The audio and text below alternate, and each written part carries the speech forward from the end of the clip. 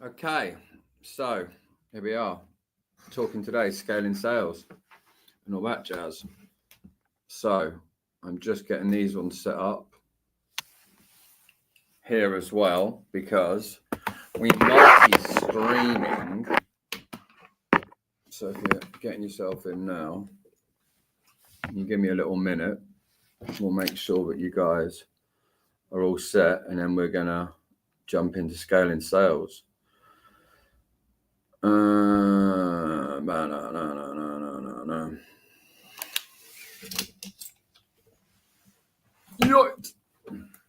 Okay, I think this will work. You should be right with this, shouldn't we? Might actually put you up here.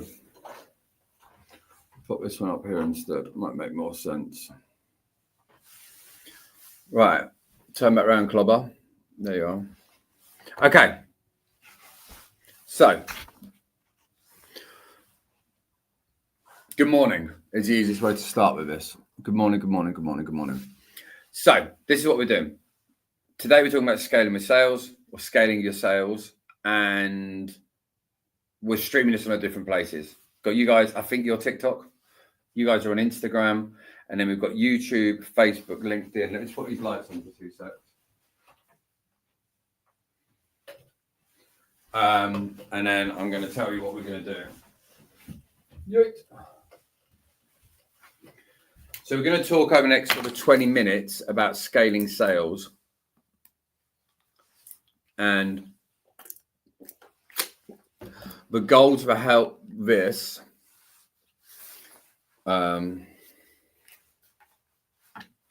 is to really sort of give you a bit of an idea of what we've been doing with some of our clients at the moment. So if you're here on Instagram, good morning. Here on TikTok, good morning. Sorry, someone just said, I'm a business owner that owns an agency. Is there a sales course that you sell? We don't really sell courses. We've got an academy. We do a lot of one-to-one stuff. We build out systems and we do the training side, but get out, reach out, happy to have a chat. Here's what I want to talk about. We're talking about scaling with sales. And the reason behind this is I was at an event yesterday at the Festival of Entrepreneurs. Oh, very fancy, I know. And I was talking to a lot of different people, and there's a lot of people out there at the minute that are really struggling on how to actually scale their sales, what they should be doing differently, and how things actually could be more effective. I might put you here instead. I think that makes more sense.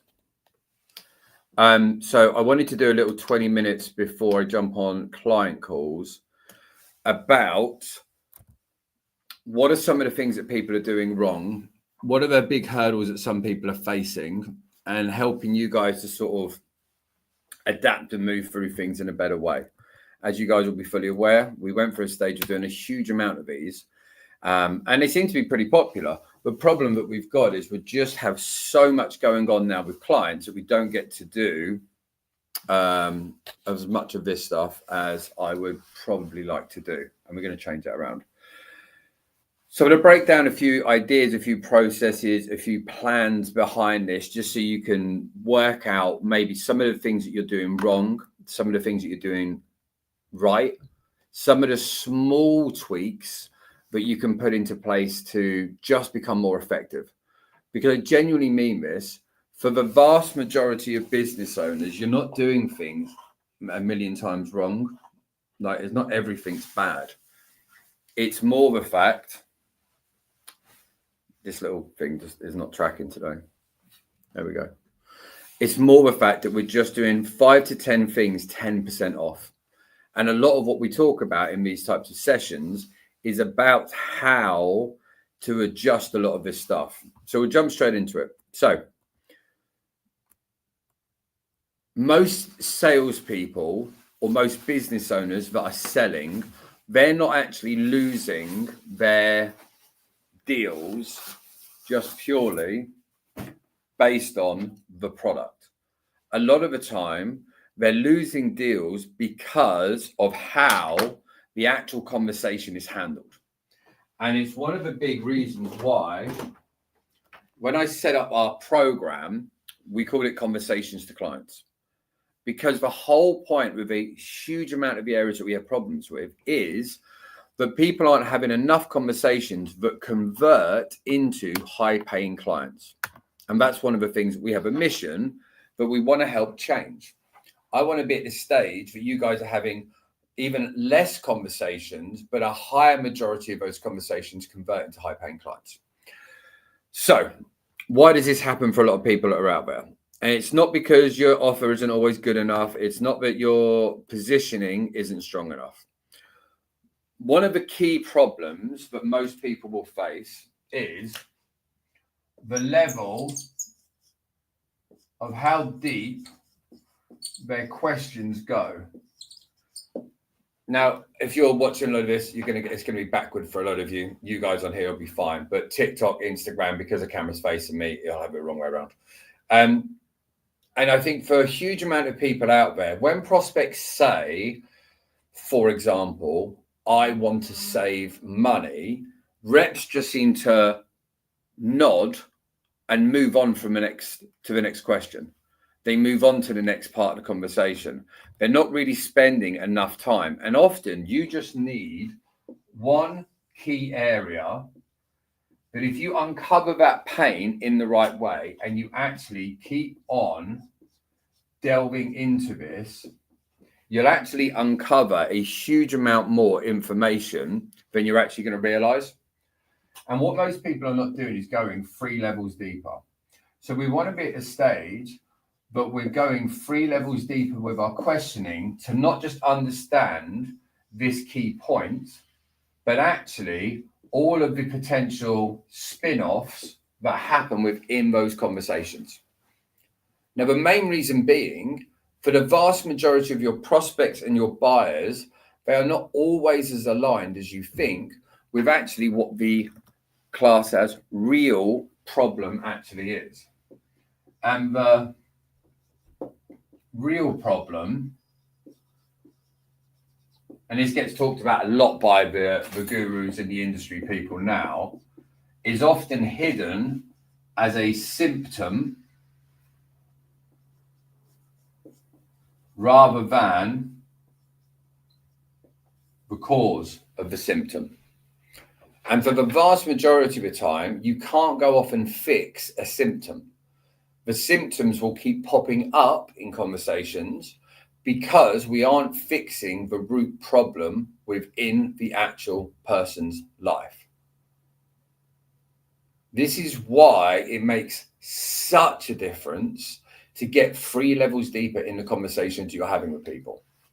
And for the vast majority of the time, that's because this is being done in a way that's very much just base level. And what we've got to do is uncover what's actually going on underneath and what the real issues and hurdles are actually there. We want to be at the stage that we're having such good conversations where people are feeling so open to talking to us that they are really open and they're really engaging within that conversation. Now, I want to give you an example. Let's say, for example, that you talk to someone now and they've been looking into fixing a problem that you fix for 6 months. Maybe it's a year, maybe it's 5 years.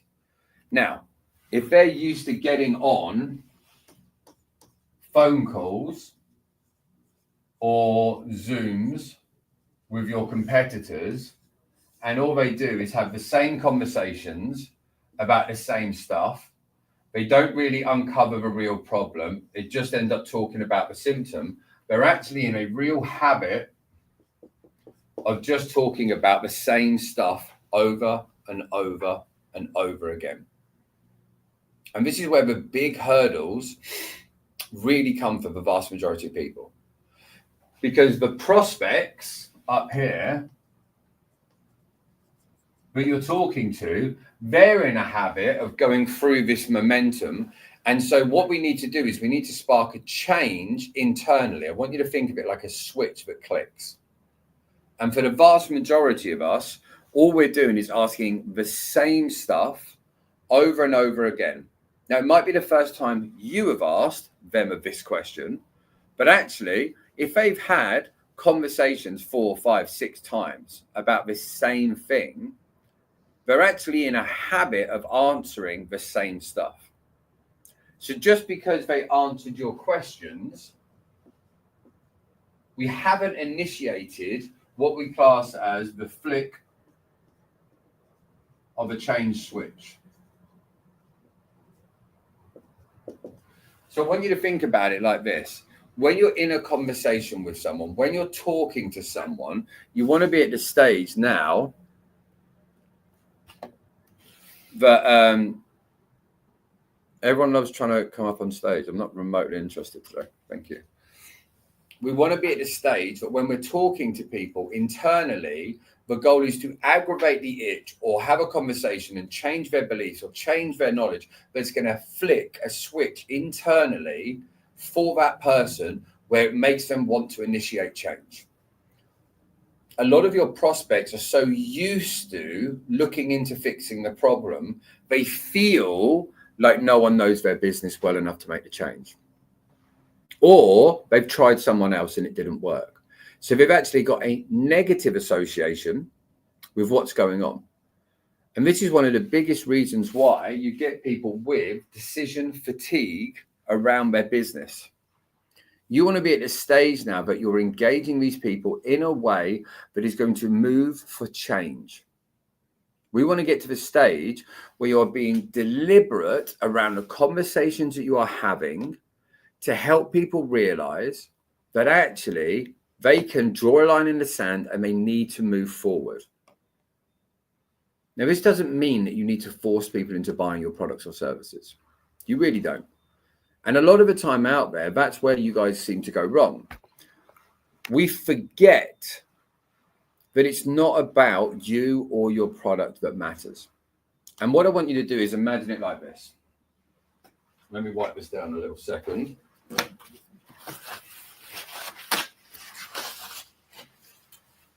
That's not helpful, is it?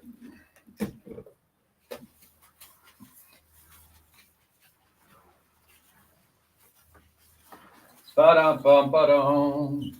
And I want you to imagine it like this. When people are actually having a conversation, it's not about you, your product, or your service. It's not about them saying yes to you or no to you. And this is what we seem to tell a lot of people, and they still don't get it. Imagine that you've got Mr. Prospect here, and he's in a conversation with you. We're not at this stage where it's just coming into your product, yes or no. That's not what's actually happening. What they're actually choosing is one of two paths. And what I want you to do is imagine that there's a fork in the road. And they're actually either choosing you, which is change, or to carry on the existing path. And when you realize that for the vast majority of the time, people forget they are making a decision. Yeah, it is, John. So just let you know, for anyone who's joining late, it is mirrored because we've got this on Facebook, YouTube, and LinkedIn on this camera. And then on TikTok and Instagram, you're on phones. And for me to have it the other way around wouldn't work. So you just have to listen. Or you hop over to LinkedIn and watch it both. So people either way are making a decision. It's not just the fact they're going to think about it. Even someone who goes off and thinks about it, they're choosing to carry on the existing path. The person that chooses to not make a decision to buy from you, they are still choosing to go on to carry on the path that they're on. So a decision is still being made every single conversation. And when we get to the stage, TikTok, Instagram, YouTube, Facebook, LinkedIn, but you realize that a decision is always being made, it becomes far easier to overcome these hurdles. And it comes down to the fact of you, the salesperson, or you, the business owner that's selling, how you are actually navigating these conversations, how you are moving from where you are now into that next stage. Because the vast majority of the time, people are not doing it in the right way.